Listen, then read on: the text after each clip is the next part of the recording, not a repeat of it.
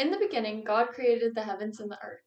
He placed Adam and Eve in the garden, provided all they could need, and at the center, the tree of life. He placed knowledge at the forefront of their attention, making it easily accessible and irresistibly tempting. After the serpent's seduction, Genesis 3, 6, and 7 describes Adam and Eve's epiphany of knowledge, saying, "At that moment their eyes were opened, and they suddenly felt shame at their nakedness. So they sewed fig leaves together to cover themselves." So why did Anna Julia Cooper, in her speech The Higher Education of Women, state that if women were to nibble at any side of the apple of knowledge, there would be an end forever to their sewing on buttons and embroidering slippers? How can sense be made of this juxtaposition? And how are the themes of these two quotes prevalent throughout history and life at Baylor? The common belief established in both Genesis 3 and Cooper's speech is that humans are hubristic in nature.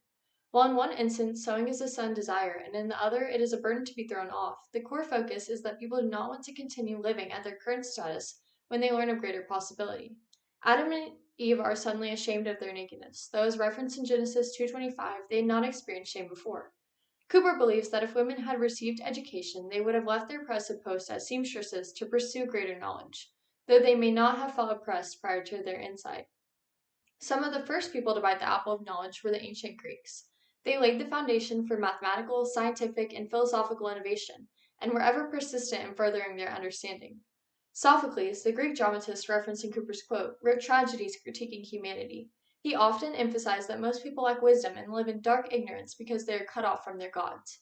However, as Christians, we are provided a pathway to God. We have been given the ability to choose a relationship with God through Christ. We gain knowledge of good and evil from the fruit and must daily make the choice to pursue the goodness of God. This is why Christian education at Baylor is so critical in achieving my goals.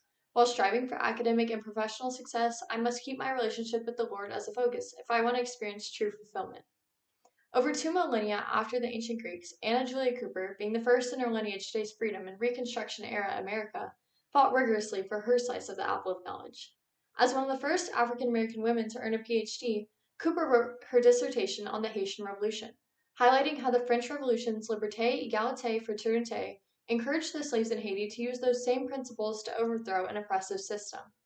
Cooper acted similarly throughout her career, taking abolitionist concepts and using them to propel education and rights for women and African Americans. Upon learning of Baylor's elite academic programs and Christian community, I too was compelled by hubristic human nature.